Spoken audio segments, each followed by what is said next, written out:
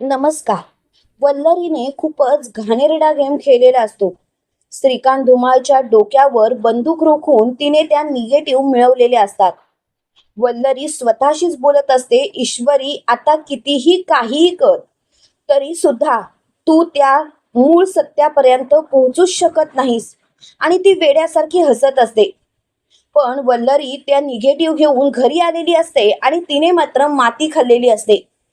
तिने त्या निगेटिव्ह कपाटामध्ये लपवलेले असतात आणि नेमकं ते अविनाश मामांनी पाहिलेले असतात. जेव्हा अविनाश मामा ते पाहतात तेव्हा ते स्वतःशीच बोलतात, वल्लरी एवढ्या दबक्या पावलाने स्वतःच्याच रूम मध्ये चोराच्या पावलाने का शिरली आणि तिने काय लपवलं हे मला पाहावंच लागेल. का कुणास ठाऊक, पण ईश्वरीच्या जर का मदतीचं असेल तर. तेवढ्यात मात्र अविनाश बेडरूम मध्ये जातात आणि वल्लरीला बोलतात, वल्लरी अगं कुठे गेली होतीस तू. तेव्हा लगेच वल्लरी बोलते, काही नाही. आणि तुम्हाला कसल्या नसत्या चौकशा पाहिजेत, तुम्ही फक्त स्वतःचं काय ते बघा. तेव्हा लगेच अविनाश मामा बोलतात, वल्लरी अगं काळजी वाटतेय मला तुझी. तेव्हा वल्लरी हसते आणि बोलते, काय तुम्हाला आणि माझी काळजी वाटते. उगाच नसते जोक मारू नका माझ्या समोर. आणि एक गोष्ट लक्षात ठेवा, हे नसते जोक मारण्यापेक्षा आहे ना, जरा काहीतरी काम करा. एक गोष्ट लक्षात ठेवायची, तुम्हाला कधीच माझी काळजीच वाटू शकत नाही, नाहीतर तुम्ही मला धमकावत बसला नसतात. तेव्हा लगेच अविनाश मामा बोलतात, बायको म्हणून नक्कीच मला तुझी काळजी वाटते वल्लरी, पण तू काही काही चुका एवढ्या केल्या आहेस की त्या चुकांची शिक्षा सुद्धा तुला मिळालीच पाहिजे, हे सुद्धा माझंच मत आहे. तेव्हा वल्लरी बोलते, हो का, माझ्या चुकांची शिक्षा मला मिळायची आहे ना तेव्हा मिळेल. तुम्ही कशाला उगाच माझ्या चुकांची शिक्षा काढताय. आणि तसंही अविनाश, तुम्ही तर आता गप्पच बसलात ना तर बरं होईल. आणि वल्लरी तिथून निघून जाते. तेव्हा मात्र अविनाश स्वतःशीच बोलतात, मी आणि गप्प बसायचं. आता मात्र मी गप्प बसणार नाही. कितीही काही झालं तरी सुद्धा तुझा खोटा चेहरा सर्वांसमोर येणार. इतके वर्ष स्वतःच्या तोंडाला कुलूप लावून बसलो, पण आता मात्र अर्णव आणि अंजलीच्या चेहऱ्यावरचं दुःख बघवत नाही. स्वतःचे वडील त्यांच्या घरात आलेले असताना सुद्धा त्यांना बाबा अशी हाक मारताना येत नाहीये. त्यांच्या मनात असलेलं ते दुःख माझ्या डोळ्यांना दिसतंय. आणि मला मात्र सत्य माहिती असताना सुद्धा मी रमाकांत भाऊजींची मदत करू शकत नाही. पण आता नाही, आता मात्र मी शांत बसणार नाही. मला जे जे माहिती आहे ते मी ईश्वरीशी बोलणार. इकडे आपल्याला असं पाहायला मिळतं, अर्णव, रमाकांत, राकेश सगळेजण बसलेले असतात. त्याच वेळेला ईश्वरी अर्णवला बोलते, अर्णव सर जरा तरी विचार करा. तुमच्या बाबांचं डोकं दुखतंय म्हटल्यावरती तुम्ही कसे धावत आलात, म्हटल्यावरती तुम्हाला काळजी वाटतेच ना. तेव्हा लगेच अर्णव बोलतो, या ठिकाणी जर का एखादा अनोळखी माणूस सुद्धा असता तरी सुद्धा मला काळजी वाटलीच असती आणि मी त्याची मदत केली असती.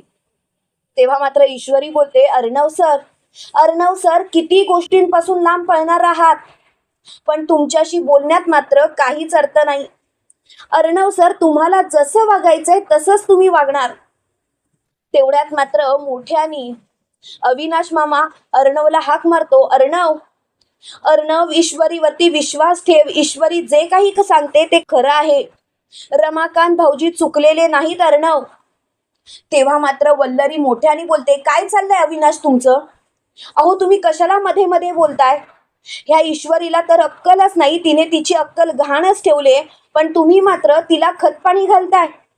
अविनाश, तुमच्याकडून तरी आम्हाला ही अपेक्षा नव्हती. त्यावेळेला आजी बोलते, अविनाश स्वतःच्या बहिणीचा मृत्यू या माणसामुळे झाला आणि त्या माणसाची बाजू तू घेतोयस. तेव्हा लगेच अविनाश बोलतो, आई काही गोष्टी तुम्हाला माहिती नाहीयेत म्हणून तुम्ही असं बोलताय. आई माझ्यावरती विश्वास ठेवा, मी जे काही सांगते ते खरं आहे. प्लीज प्लीज माझ्यावरती विश्वास ठेवा. त्यावेळेला अंजली बोलते, मामा अरे कसा विश्वास ठेवायचा, तुझ्याकडे काही पुरावा आहे का. तेव्हा मात्र मोठ्यानी अविनाश मामा बोलतो, हो आहे ना पुरावा, पण थोडा वेळ थांबा, मी कोणाला तरी बोलावलंय, त्यांना येऊ देत, मग सगळं काही तुमच्या समोरच होऊन जाईल. तेव्हा मात्र वल्लरी चांगलीच घाबरलेली असते आणि ती स्वतःशीच बोलते, आता अविनाशनी कुणाला बोलावलंय. ज्याला कुणी अविनाशने बोलावलं असेल त्याची तर मला आता भीतीच वाटते. त्यावेळेला अविनाश मामा वल्लरीला बोलतात, वल्लरी अगं काय झालं, किती घाम फुटलाय तुला, अगं घाम का एवढा फुटला तुला. आणि स्वतःच्या खिशामधील रुमाल वल्लरीच्या हातात देतात आणि वल्लरीला बोलतात, घे घे घाम पुसून घे, कारण आपण जे पाप केलंय ना ते आता सर्वांसमोर येणार आहे. तेव्हा लगेच अर्णव बोलतो, मामा रे काय चाललंय तुझं, मामा रे कशाबद्दल बोलतोयस तू. त्यावेळेला लगेच मोठ्यानी अविनाश मामा बोलतात, अर्णव अर्णव फक्त 5 मिनिटं त्या येतच असतील. आणि तेवढ्यात मात्र सुप्रियाची तिथे दमदार एंट्री झालेली असते. त्यावेळेला सुप्रिया बोलते, अविनाश मामा तुम्ही मला बोलावलं. आणि त्याच वेळेला वल्लरीच्या हातून अविनाशचा रुमाल खाली पडतो. त्यावेळेला लगेच ईश्वरी बोलते, मामी अहो काय झालं. तेव्हा मात्र तिथून वल्लरी पळ काढत असते. त्याच वेळेला अविनाश मामा वल्लरीचा घट्ट हात पकडतात आणि वल्लरीला बोलतात, वल्लरी कुठे चाललीस, किती दिवस तू व्यक्तींपासून पळत राहणार आहेस. तेव्हा लगेच आजी बोलते, अविनाश अरे काय चाललंय आणि तू या बाईला या घरात का बोलवलंस. तेव्हा लगेच अविनाश मामा बोलतात, आई शांत हो, तू असं कसं काय बोलू शकतेस आई, अगं जरा तरी विचार कर तुझ्या बोलण्याचा. आई मुळात मला तुझ्याकडून ही अपेक्षाच नव्हती, जरा तरी बोलत जा ना नीट, नंतर तुला मात्र पश्चाताप होईल. तेव्हा मात्र मोठ्यानी वल्लरी बोलते, अविनाश माझा हात सोडा, मला जाऊ देत. तेव्हा मात्र अविनाश वल्लरीला जोरात सुप्रियाकडे ढकलतात आणि त्याच वेळेला सुप्रिया मोठ्यानी बोलते, तू तू इथे काय करतेस, तुझी हिंमतच कशी झाली माझ्या लेकीच्या सासरी यायची. आणि ती वल्लरीच्या सटकन अशी कानाखाली मारते. तेव्हा मात्र अर्णव मोठ्याने बोलतो, काकू हे काय चाललंय तुमचं, तुम्ही माझ्या मामीवरती हात कसा काय उचललात. तेव्हा लगेच सुप्रिया बोलते, काय ही तुमची मामी आहे. तेव्हा लगेच सुप्रियाला धक्काच बसलेला असतो. त्यावेळेला लगेच ईश्वरी बोलते, काय झालं आई, आई तू वल्लरी मामींवरती हात का उचललास. तेव्हा लगेच सुप्रिया बोलते, अगं ईश्वरी तुला कळतंय का, अगं ईश्वरी तू जरा नीट विचार कर. ईश्वरी ज्या बाईचा शोध इतके दिवस मी घेते, ज्या बाईला मी इतके दिवस शोधते, ती बाई दुसरी तिसरी कोणी नसून तुमची ही वल्लरी मामी आहे. तेव्हा मात्र ईश्वरीला खूप मोठा धक्का बसतो. अर्णव लगेच बोलतो, काय उगाच काही बोलू नका आणि तुम्ही जे काही बोलताय ना ते खोटं आहे. तेव्हा लगेच वल्लरी बोलते, कोण ही सुप्रिया, मी तर हिला ओळखत सुद्धा नाही आणि माझ्याशी या पद्धतीने बोलायची हिंमतच कशी झाली या बाईची, कोण आहे कोण ही बाई. तेव्हा मात्र लगेच मोठ्यानी सुप्रिया बोलते, गप्प बस, अगं तुझ्यामुळे त्या देव माणसाची बदनामी झाली, तुझ्यामुळे त्यांचा संसार उद्ध्वस्त झाला, तुझ्यामुळे त्यांच्या बायकोने स्वतःला फासावर लटकवलं, या सर्व गोष्टींना तू जबाबदार आहेस तू. तेव्हा मात्र वल्लरी चांगलीच गांगरलेली असते. त्याच वेळेला अर्णव बोलतो, मामी हे सर्व खरं आहे का. तेव्हा मात्र अविनाश मामा बोलतात, अर्णव अरे तू कोणाला विचारतोस, या बाईला, अर्णव अरे या बाईला एकही शब्द विचारू नकोस, कारण ही बाई कधीच खरं बोलणार नाही. अर्णव तुला कळतंय का तू कोणाशी बोलतोयस, ज्या बाईने सर्व घडवून आणलं त्या बाईशी. अर्णव मुळात सात्विका आणि रमाकांत भाऊजींचा संसार या बाईला कधीच बघवला नाही. सात्विकाताईची श्रीमंती, सात्विकाताई आणि रमाकांत भाऊजींमधलं प्रेम या बाईच्या नजरेस खटकायचं. तेव्हा मात्र लगेच आजी बोलते, वल्लरी हे सगळं तू केलंस, वल्लरी हे सर्व तुला करताना काहीच कसं वाटलं नाही. तेव्हा लगेच वल्लरी बोलते, कोण ही अनोळखी बाई, तिच्यावरती तुम्ही विश्वास ठेवणार आणि तुम्ही सगळेजण मला धारेवर धरणार. अहो जरा तरी विचार करा, मी असं करेन का, मी हे सर्व असं का करेन. तेव्हा लगेच मोठ्यानी सुप्रिया बोलते, गप्प बस, अगं तुझ्या विरोधात माझ्याजवळ पुरावे नाहीत म्हणून, नाहीतर मी तुला चांगलंच सगळ्यांसमोर उघडं पाडलं असतं. तेव्हा मात्र अविनाश मामा बोलतात, सुप्रिया ताई काळजी करू नका, अहो पुरावा सुद्धा हिने स्वतःच्या हाताने घरात आणलाय आणि स्वतःच्या हाताने कपाटात नेऊन ठेवला. त्यावेळेला मात्र वल्लरी खूप घाबरते आणि अविनाशला बोलते, अविनाश काय चाललंय तुमचं? अहो का स्वतःच्याच बायकोसाठी खड्डा खणताय? इतके वर्ष जे काही चालू आहे ते तसंच राहू देत ना. त्यावेळेला अर्णव बोलतो, एक एक मिनिट मामी. मामा तू काय बोललास ते मला खरं खरं सांग. मामा मामा कोणता असा पुरावा आहे जो पुरावा तुला माहिती आहे? त्यावेळेला ईश्वरी बोलते, अविनाश मामा प्लीज प्लीज पुरावा सांगा. अविनाश मामा जर का पुरावा दाखवला तर माझ्या आईवरती लागलेले आरोप कायमचे फेटाळले जातील आणि अर्णव सर आणि माझ्यातला दुरावा कमी होईल. अर्णव सर आणि मी एकत्र येऊ, आमच्या संसाराला नव्याने सुरुवात होईल. आजी सुद्धा आम्हाला माफ करतील आणि अंजलीताईंच्या मनातील गैरसमज दूर होतील. प्लीज अविनाश मामा तुमच्या एका पुराव्याने हे सर्व एवढं सगळं ठीक होणार आहे. रमाकांत राजे शिर्के म्हणजेच अर्णव राजे शिर्केच्या बाबांना अर्णव सर आणि अंजलीताई स्वीकारतील, त्यांना बाबा अशी हाक मारतील. तेव्हा मात्र अविनाश मामा बोलतात, ईश्वरी बाळा मी सांगणारच आहे, कारण ईश्वरी मला कोणत्याच गोष्टी लपवायच्या नाहीयेत.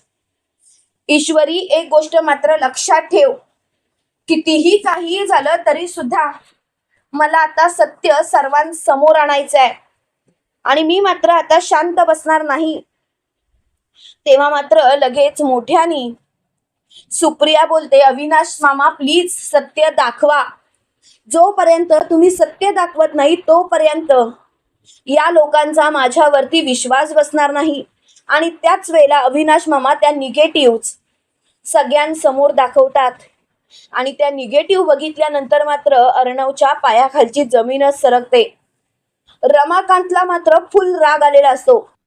रमाकांत वल्लरीच्या अंगावर धावत जातो आणि वल्लरीच्या सटासट कानाखाली मारत बोलतो, तुझ्यामुळे गेली 25 वर्ष मी वनवास भोगतोय. तुझ्यामुळे मी माझ्या सात्विकाला गमावलं. अजून एक सटकन कानाखाली देतो आणि म्हणतो, तुझ्यामुळे मी माझ्या बाळांचं बालपण हरवून बसलो. खरं सांगायचं तर माझ्या मुलांशी मला लहानपणी असं राहताच आलं नाही. त्यावेळेला मात्र वल्लरी बोलते, बस झालं, माझ्यावरती हात उचलायची हिंमतच कशी काय झाली? त्यावेळेला लगेच रमाकांत बोलतात, हात? अगं आता तर फक्त तुझ्यावरती हात उचललाय, बाकी काहीच तुला असं बोललो नाही तर तुला एवढा त्रास होतोय. पण तू स्वतः विचार कर, तू केवढी मोठी चूक करतेस. तेव्हा मात्र वल्लरी मोठ्याने बोलते, हो हो हो केलं मी हे सर्व. आता जर का माझं सत्य सर्वांसमोर आलंय तर त्या सत्यापासून लांब पळण्यात काय अर्थ आहे?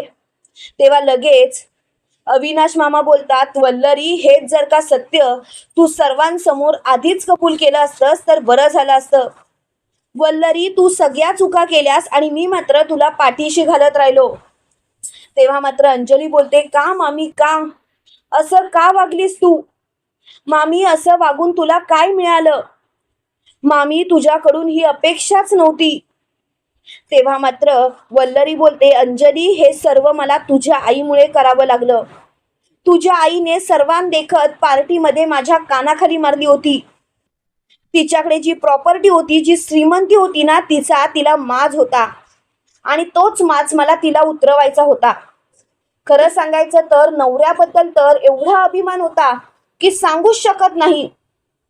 नवऱ्याचं कौतुक हेच तिच्यासाठी खूप महत्वाचं होतं आणि जेव्हाच नवऱ्याच्या अब्रूचे धिंडवडे सगळ्या जगात विकाळले तेव्हा मात्र तिने स्वतःला फासावरती लटकवलं. हे ऐकून मात्र लगेच मोठ्यानी अंजली बोलते, गप्प बस मामी, गप्प बस. अगं हे सर्व करण्यासाठी तू एवढ्या खालच्या थराला उतरलीस? मामी अगं तुला जर का प्रॉपर्टीच पाहिजे होती तर माझ्या आईशी बोलायचं होतं. तू जर का एकदा माझ्या आईशी बोलली असतीस तर कदाचित या सर्व गोष्टी व्यवस्थित घडल्या असत्या. कदाचित माझ्या आईने तुला असेच पैसे दिले असते. तेव्हा मात्र वल्लरी बोलते, अंजली भीक म्हणून मला काहीच नको होतं आणि भीक कोणाला घालतेस? मला. अंजली एक गोष्ट लक्षात ठेव, तुझी भीक तुझ्या जवळच ठेव. तेव्हा लगेच अंजली बोलते, बस आता मात्र मला काही एक ऐकायचं नाहीये, सगळं काही मला कळून चुकलंय. तेव्हा मात्र अर्णव स्वतःच्याच डोक्याला मारून घेत असतो आणि म्हणत असतो, माझ्याच घरात माझ्या आईची गुन्हेगार राहत होती. इतके वर्ष मी तिला आईचं स्थान दिलं, मी तिला पोसत होतो. पण तिने मात्र माझ्या आईचा विश्वासघात केलाय. तिने माझ्या आई वडिलांना दूर केलं. त्या बाईला मी आजपर्यंत या घरात ठेवलं, पण आता मात्र नाही. आता मात्र ती थेट जेलमध्ये जाणारच. तेवढ्यात मात्र मोठ्यानी रमाकांत बोलतात, अर्णव, या बाईला तर फाशी झाली पाहिजे, फाशी. तेवढ्यात मात्र ईश्वरी बोलते, काय मिळालं हे सर्व करून? काय मिळालं? अहो, राहिलात ना श्रीमंतीत, पण थोडेच दिवस. काय आहे ना, तुम्हाला कळतच नाहीये. त्यावेळेला लगेच वल्लरी बोलते, ईश्वरी तू गप्प बस. त्यावेळेला ईश्वरी बोलते, नाही बसणार गप्प, कारण तुमच्यामुळे माझ्या आईच्या मनात जी भीती होती ना, ती भीती आज कायमची पुसली गेली आहे. तुमच्यामुळे माझी आई चार चौघात नीट वावरू शकत नव्हती. आजीनी माझ्या आईच्या अब्रूचे धिंडवडे काढले. त्यांना नाही नाही ते म्हटलं, पण आता मात्र बस. माझी आई निर्दोषच आहे, मला चांगलंच माहिती होतं. त्यावेळेला मात्र मोठ्यानी वल्लरी बोलते, गप्प बस. मुळात तुम्ही सगळेजण आहेत ना, पैशासाठीच लालची आहात. ही सुप्रिया सुद्धा दिसते तशी नाही. त्यावेळेला लगेच अर्णव मोठ्याने बोलतो, बस वल्लरी मामी. खरं तर मामी बोलायची सुद्धा लाज वाटते, पण आज मात्र तू हद्द पार केलीस आणि आज मात्र मी तुला माफ करणार नाही. आज तुझ्या या चुकांची शिक्षा तुला मिळणारच, आणि त्यासाठी मात्र मी शांत बसणार नाहीये. त्यासाठी मात्र मी तुला शिक्षा ही करणारच. आणि त्याच वेळेला लगेच मोठ्यानी ईश्वरी बोलते, अर्णव सर तुम्ही शांत व्हा. अर्णव सर, तुम्ही अजिबात त्रास करून घेऊ नका. तेव्हा लगेच अर्णव बोलतो, त्रास करून घेऊ नको, मग काय करू? सांग ना, मग काय करू ईश्वरी? ईश्वरी, ज्या बाईवरती आज विश्वास ठेवला त्याच बाईने माझा विश्वासघात केला, आणि त्याच बाईला मी इतके दिवस पाठीशी घालू? तेव्हा मात्र तिची खूपच चिडचिड झालेली असते. त्याच वेळेला लगेच मोठ्यानी ईश्वरी बोलते, अर्णव सर, मी तुम्हाला असं बोलतच नाहीये. अर्णव सर, प्लीज शांत व्हा. अजिबात कसलाही विचार करू नका. सगळं काही अगदी ठीकच होईल. तेव्हा मात्र अर्णव बोलतो, सगळं ठीकच व्हायला पाहिजे, पण ही बाई मात्र जेलमध्ये कायमची गेली पाहिजे. तुम्हाला काय वाटतं मित्रांनो, खरोखर आता या वल्लरीचा खेळ खल्लास झालाय का? कमेंट करून नक्की कळवा. आणि असेच मालिकेंचे नवनवीन अपडेट पाहण्यासाठी व्हिडिओला लाईक आणि चॅनलला सबस्क्राईब करायला विसरू नका. थँक्यू.